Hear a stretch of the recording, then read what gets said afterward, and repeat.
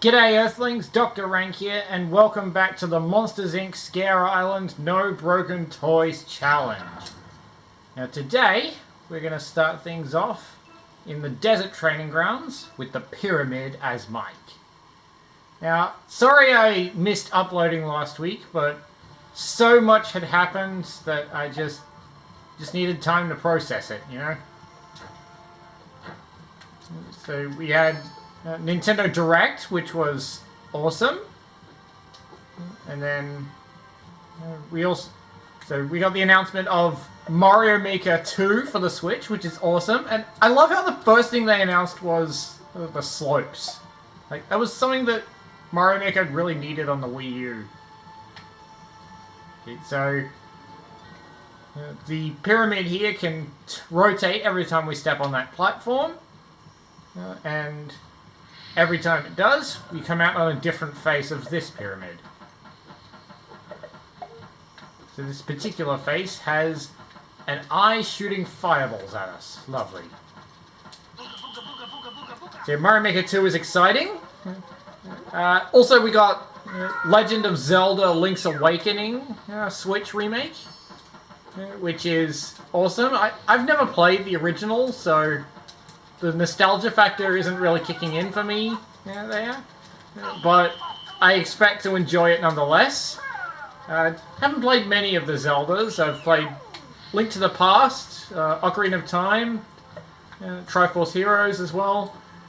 Just recently picked up Majora's Mask on the Wii U as well. I haven't finished it yet, but I am up to the final boss, which is something. The other games that they announced, none of the really big ones for me, really. I mean, don't get me wrong, there are some amazing titles, but I've never really been a Fire Emblem fan. Like, the biggest one that they had left over was Tetris 99. Alright, and these Cobras are annoying, so the weak point is on their head, which is another reason why I entered the level as Mike. Not just because he's on the loading screen, but because he has a small hitbox and a hover ability.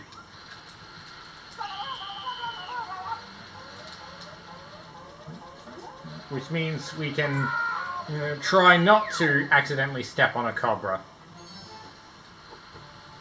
So yeah, the Nintendo Direct was big, but I think the bigger thing to happen this week was the announcement that Reggie Fils-Aimé is retiring as Nintendo's, or Nintendo of America's president, basically. Which is really sad. Just really sad to see him go. I'm sure everyone is, but at the same time, it was kind of inevitable. Like, we couldn't have him there forever. Like, the man would literally have to be immortal for that. So the replacement is Doug Bowser, who I don't really know that much about him personally. Like, I literally only heard the name alongside the announcement of Reggie's retirement. So, but hey, we can now legally say that Bowser owns Nintendo, and I'm not just making a dumb joke there. Like, there is now legal paperwork that says Nintendo of America is owned by Bowser. Like, that is hilarious.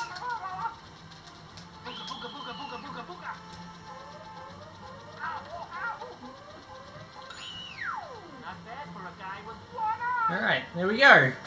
Bronze medal number 5 already, and I've already run out of things to talk about. Wow. Now, I had a bit of memory card issues with this particular session. Like, sometimes my memory card refuses to read itself. So I have to prop it up by putting a controller underneath it and then wedging my other memory card between them. It's weird. But it works. Zone today, Sullivan. Gonna be doing some serious scaring, putting up some big numbers. Wow, Randall, that's great. That should make it even more humiliating when we break the record first. Ah! It's the winds of change. You hear it? You hear the winds in the lake. One of these days, I am really gonna let you teach that guy a lesson. So yeah, Randall's a good villain in Monsters Inc. He really is. Well, almost got hit there. Now, Kingdom Hearts 3 does feature a Monsters Inc. world with Randall in it. I don't actually own the game, but I've seen footage. Let's go Sully for the tomb. But Randall got a new voice actor, and I'm not too sure about whether I like him or not.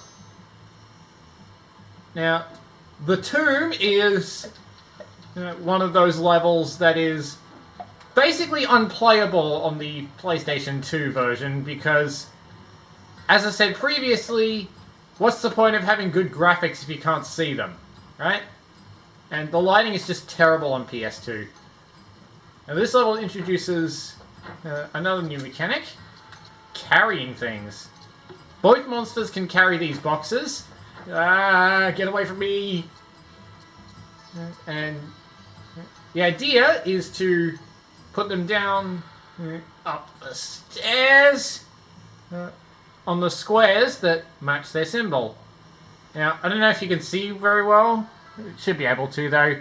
We've got a moon here, which goes right here with this moon. And over here we got the sun, which goes on the sun. And on the upper level you got the star. Though, on the PS2 version, you really cannot see any of them.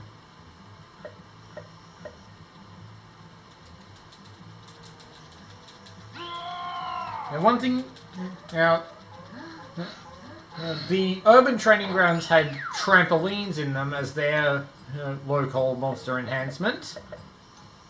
The desert levels have speed boost arrows, which require 8 bronze medals.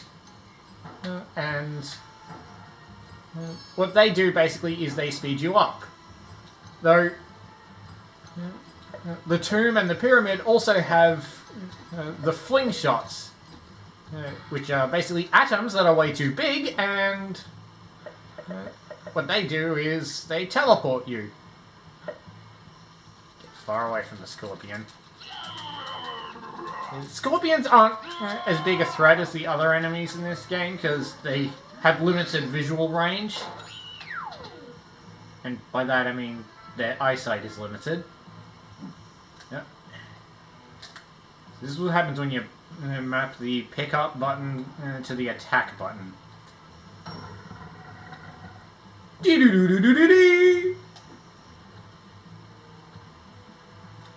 Yeah. So, this door here, as explained by this letterbox, will only open once we've scared 2 orange nerves. Where do the orange nerves come from? Well, we gotta put coloured boxes in here, of course. And we get them from here. Now, this side of the room is more interesting because, once again, we got the snake there.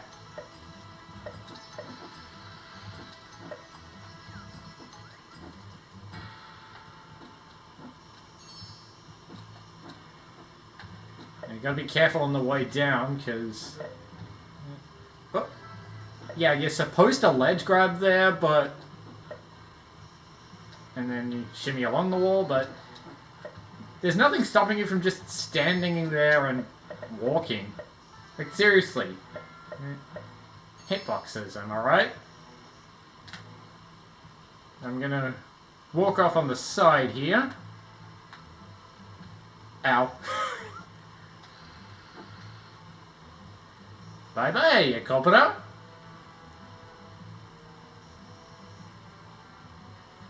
Ooh, chippies. I'll get him in a minute. Right after I get the purple box. Now, the UFO enemy is defeated by stepping on this switch and then quickly jumping on it before it can get back up. But we can't do that.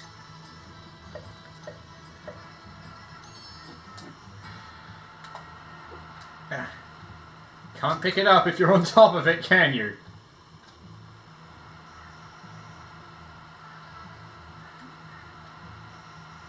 Yeah, I know it's supposed to be like a tractor beam or something, but on the PS1 it looks like a spotlight.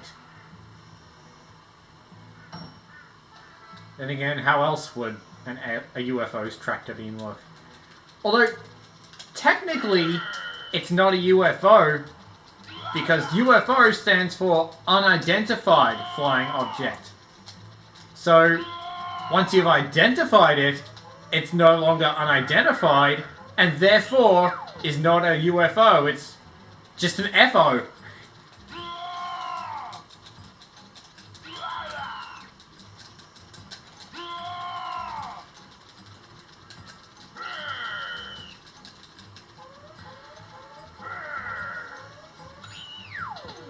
Oh, hold on.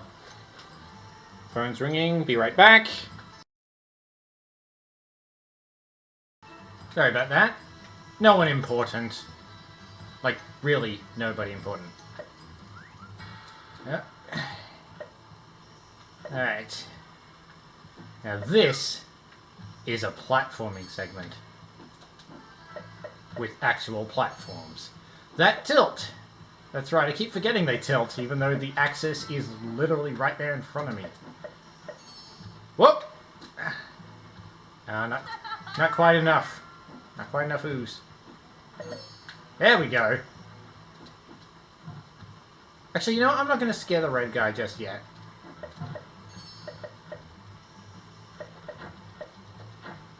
Let me see if I can scare the orange guy instead. And I'm going to stand well back. I love it when they don't scream, but the scream canister fills up anyway. It's a weird glitch, but it's a welcome one. This game's not that broken. Of course, in the next episode, there's a chance it will get more broken.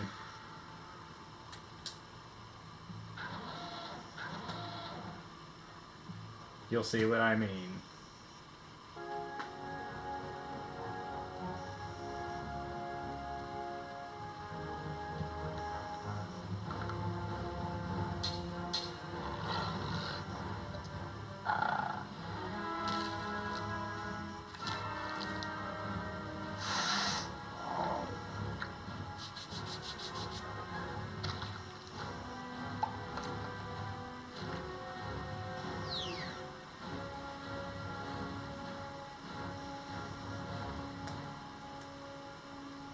Hey, may the best monster win. I plan to. We are on in 7, 6, 5, 4, 3,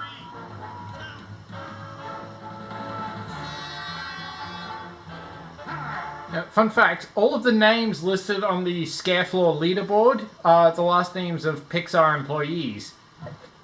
The only exceptions being Sullivan, which is just Sully, Boggs, which is Randall, and Plazewski, which is just a funny name the director came up with.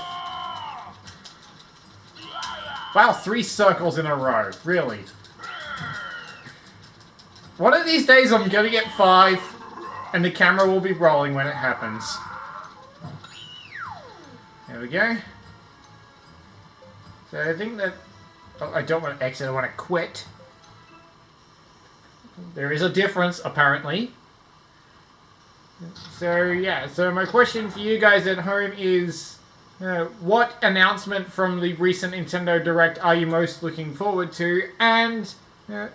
are you as sad as I am to see Reggie leave Nintendo?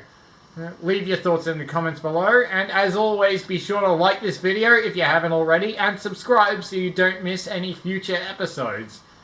And of course, you can check out my other videos by clicking on the cards on screen right now. That's all for now, and I will see you down under.